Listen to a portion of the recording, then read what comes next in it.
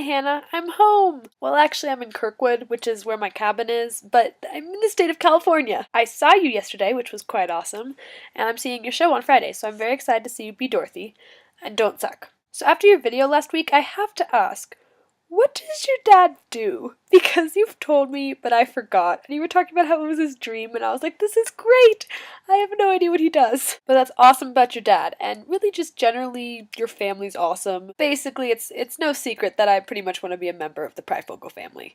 It really sucks that you don't have any, like, super attractive male cousins. So the other part of your video I wanted to respond to was the whole thing about people telling you, specifically your great aunt, that maybe you should have a backup plan and that, a career in the arts is difficult and it's going to take a lot of hard work and good Lord, no shit, Sherlock. If a person has chosen a career in the arts, be it theater, writing, the visual arts, anything like that, chances are incredibly high they are aware that it is difficult. I will admit, I know a couple cases of people who literally just didn't know what else they wanted to do.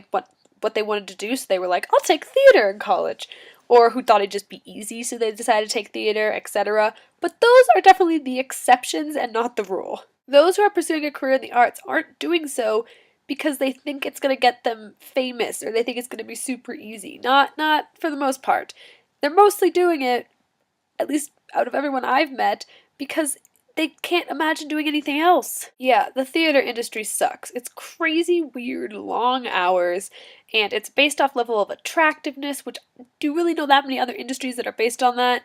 And it's so much work, and you don't get paid much at all, and it sucks. Writing, same thing. Most people that write, that are novelists, that is not their main job because they really don't get paid much.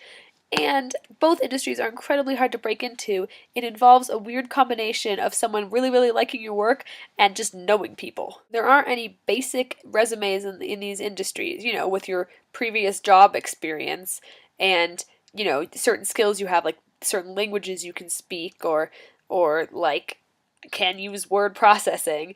That is not a thing. And there's also not really any interviews. There's auditions, there's theater resumes, which are so different from job resumes. There's sending in books, and there's a lot of praying and hoping and a lot of rejection. Both you and I have been incredibly lucky in that our parents have always supported us in our choices. I mean, I know people, one of the girls in Young Rep actually, this girl Alexandra, she had discovered theater sort of midway through high school and how much she loved it. And she had, done Young Rep and she was good. She was really good. And she's pursuing science in college because her parents, for the sole reason that her parents would never agree with theater. I mean, it might not work out. I know some people who are really into theater, they put a lot of commitment into it, and honestly, I'm just not sure it's going to work out for them. You are not one of them, by the way.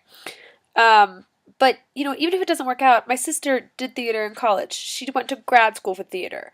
And you know what? She probably could have made it. She knew a lot of people, she was getting cast, everything was fine. She just personally decided that's not actually what she wanted to do with her life, and then she switched to med school.